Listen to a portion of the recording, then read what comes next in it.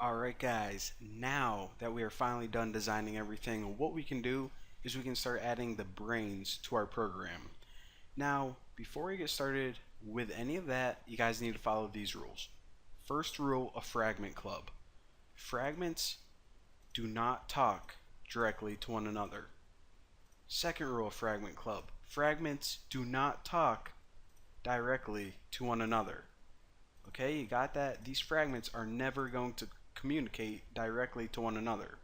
So what's going to happen is, since we need to take this text that the user types in and apply it to this fragment, they need some sort of medium, someone to go through, and that medium is the main activity.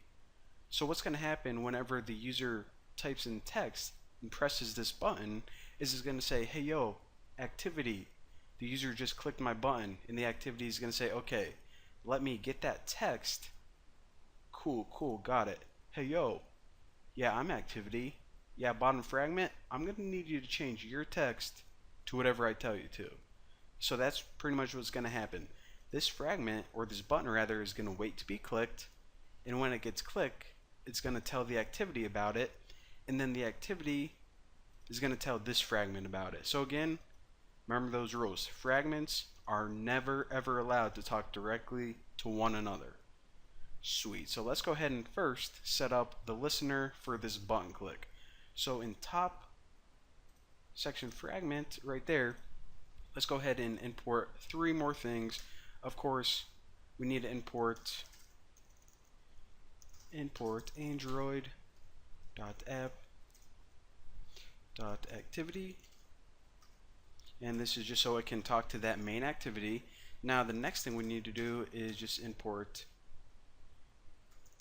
android.widget.button, because remember, it has a button right there, and we also need to import the package for these edit text fields because it has edit text fields. Simple stuff. So import android.widget.edit text. Alright, looking good. So of course, before we actually start adding the brains to anything, we just need to get a reference to all of this stuff. So top text input, bottom text input, and the button. So I'm going to make a private variable static edit text, and that first one, actually let me name my variables the same. Alright, so top text input and bottom text input. So top text input, and I'm just going to copy this because I am lazy, and bottom text input. Alright, pretty sweet, very nice, very nice. Alright, so now on create view, and the reason that I'm going to stick it in here is because this gets called as soon as pretty much this view is created, as soon as this fragment is created. So of course, that's when I'm going to assign all the variables, because, you know, it's like the perfect time to. So for this top text input, just set this equal to, we're going to cast it into edit text. Again, we've done this like a million times by now. View find by ID, and the ID of this is r.id.top text input, and it's probably just faster if I just edit text view find by ID r.id.bottom text input. Where are you at? There you are. And the last thing we need to do is actually get a reference to that button. So button, I'll just name it, what did I name it? I think I just named it button.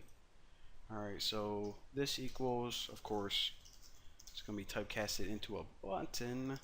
View dot find by ID r dot button button. Alright, so now we got a reference to everything. Pretty boring, nothing really to explain there.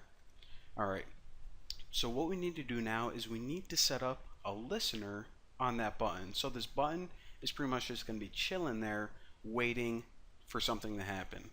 So for button, let me add my stupid lines again. And I actually want to give myself a little bit more room. I like when I can like scroll around for some reason. And let me make sure you guys can see that source code in case you are copying it. So button, what I'm going to do is I'm going to set on click listener. And again, we did this in the last couple tutorials. So what we need to do is we need to put new view dot on click listener. And the only method that we need to have here is public void on click, and pass in that view. Alright, so inside this method is essentially where we write what do we want to happen when the button gets clicked. Well, instead of jamming up inside here with a bunch of code, what I'm going to do is I'm going to create a new method called button clicked, and I'm just going to pass through that view v. So that way, if we go outside this onCreate view, then I can make public void button clicked, and of course it takes that view parameter that we just passed through. So essentially any code that gets called whenever this button gets clicked, I can just type in here and it's a little bit neater. Let me just tighten that up for now because we're actually going to be filling this in just a bit.